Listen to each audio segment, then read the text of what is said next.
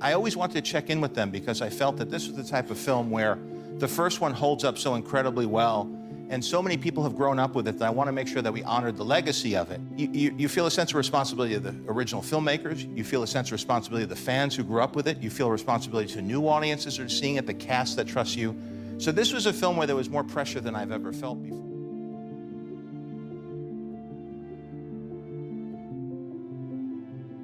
The original Lion King, you know, the one from the 90s, is one of my favorite films ever. I loved it when I was a kid, and I've grown to appreciate it even more as I've gotten older. To this day, it is my favorite animated film of all time. So along comes Disney, who tells me they're remaking all these classics. When I first heard The Lion King was being remade, it was kind of whatever for me. I don't have anything against things being remade. My mindset with The Lion King and a lot of these Disney classics is whether the remake sucks or not isn't going to change how awesome the classics are. I'll be honest, when the trailers for this Lion King first came out, the nostalgia hit me hard. The legendary music, Mufasa's voice, recognizable scenes, this is even more relatable nowadays. Well, I finally saw it, and today I'm ready to share my thoughts. Oh, and spoilers ahead because I will be making some comparisons to the original. Let's do this. My favorite thing about this movie is the visual style. The animations are absolutely insane. We've had 2D animations, 3D Pixar-like animations, and now complete photorealism. They didn't want to use any animals for motion capture, which is nice, so they created everything from the ground up. All the environments were created digitally too. Believe it or not, this movie is entirely CGI. Well, except for the opening, which he revealed is the only real shot of the movie. The makers wanted the movie to look as real as possible, to feel as real as possible. In doing so, sacrifices had to be made. For example, the color palette isn't nearly as vibrant as the original, and the characters don't show as much emotion in their facial expressions because it's supposed to be grounded in reality. So for some people, that made the movie feel like it lost some of the original's charm.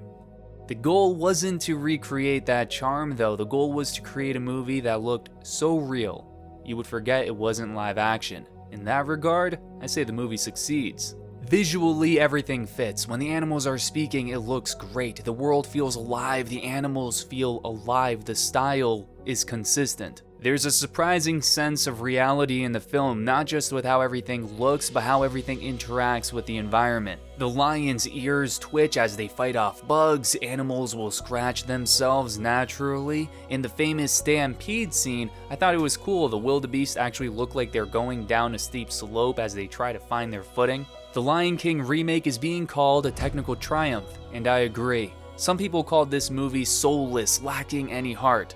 Aside from one part, I didn't find that to be the case, like this was only a cash grab. The budget was around $250 million. I think this was more about showcasing the tech and evolving the craft, while yes, using a story we all know and love. Look, if Disney said they were remaking The Lion King and they came out looking like Norm of the North, then yeah, we'd have a problem.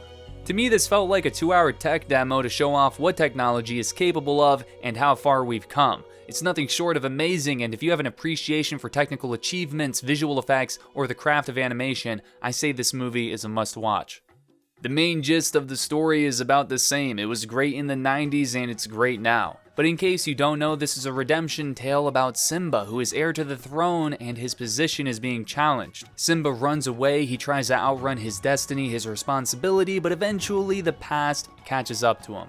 Going into the remake, I was under the impression this was going to be a shot-for-shot, note-by-note, line-by-line copy of the original. It isn't. There are many similarities, yeah, but there are some changes and some additions too. Hans Zimmer's legendary score is back. The main themes are the same, but the arrangements are a tad bit different. It is still amazing, epic, and something I will listen to out of the movie. It's so beautiful, just like it was back in the 90s. As for the classic singing songs, well, Can You Feel the Love Tonight is sung during the day, which is just silly to me. I enjoyed Hakuna Matata and The Lion Sleeps Tonight. I do wish Be Prepared wasn't cut short. My biggest complaint about the songs is that they didn't always fit with the movie. Like the singers were trying too hard to show off their voices. I liked the more reserved style of the original. Specifically, I wasn't a big fan of I Just Can't Wait to Be King and Can You Feel the Love Tonight as they were in the movie. All these people can sing, don't get me wrong, their voices are a million times better than mine ever will be. Beyonce has a great voice, but I felt she was overpowering Donald Glover in their duet. The one soulless addition for me was that Spirit song. I wouldn't have minded it during the credits, but it ruined Simba's epic return. I would have preferred an instrumental score for that scene. Instead, this felt like a forced, "Hey, it's me Beyonce, and here's a song you can buy" moment. A lot of scenes are shot-for-shot recreations of the original, and seeing those scenes with a new lens was fun. But there are some new twists on certain scenes. I liked the strong emphasis of one shot when Mufasa and Scar first interact, and Mufasa is in the light while Scar is in the dark. One of my favorite additions to this film is the expansion of Timon and Pumbaa's home. This time it isn't just Timon and Pumbaa living there are other animals, and I really like that addition. It added to the world. Again, some things have noticeably changed to add more realism. Simba is no longer thrown into the air and caught by Mufasa in the stampede scene. Rafiki is sitting while raising baby Simba to the crowd instead of standing upright.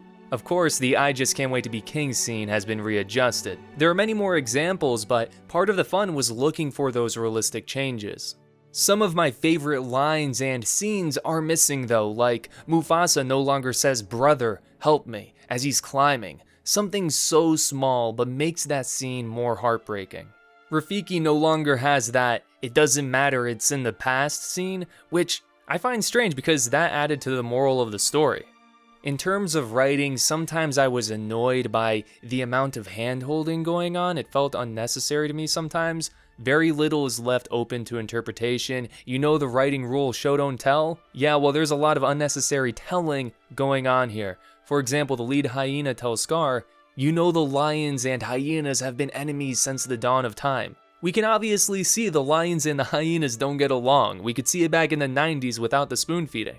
A change I did like was when Scar tells Mufasa, "I won't challenge you again." Bam, it's implied they have fought at some point to lead the pride. Scar lost, and maybe that's how he got his physical scar. My least favorite change though was the reveal of Simba going back to the pride. I hate when Simba shows up when Scar and Sarabi are arguing and he yells, "Step away from my mother." Did he just say that's his mom? That must mean he's her kid, which makes him Simba. Wow, what a reveal. It's handled so much better in the original. Scar thinks it's Mufasa at first, and he's horrified. Sarabi's like, "Mufasa?" And Simba's like, "No, it's me." And she knows immediately it's her son. I like that he never has to say, "It's me, Simba," or "Mom, it's me." In the remake, he just yells, "Step away from my mother." I know it's kind of silly to complain about something so small, but sometimes it is the small details that impact a scene as a whole, and in this case, I found that scene in the original much more powerful and more effective. Characters and performances. I love the performances for Timon and Pumbaa. I thought they were great.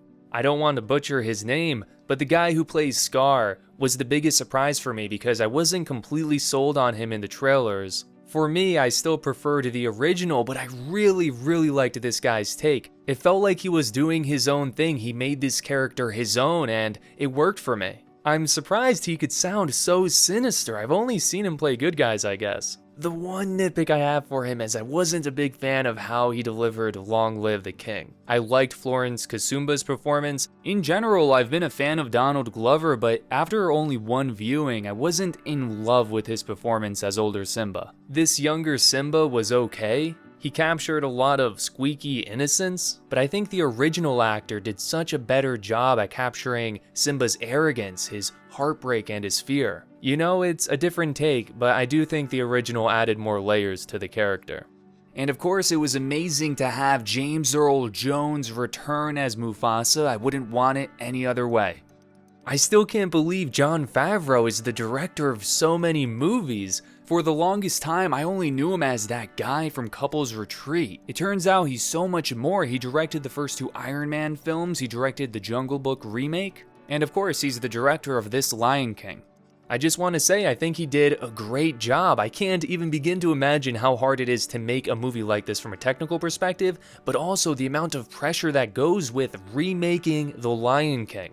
The last thing I want to cover is, was the movie enjoyable? Was it fun? And the answer is absolutely. I had fun watching this movie from start to finish. I thought it was entertaining, I enjoyed revisiting The Lion King, but the coolest thing is, I can't believe we have this kind of technology to make movies like this, and it makes me excited for the future of cinema.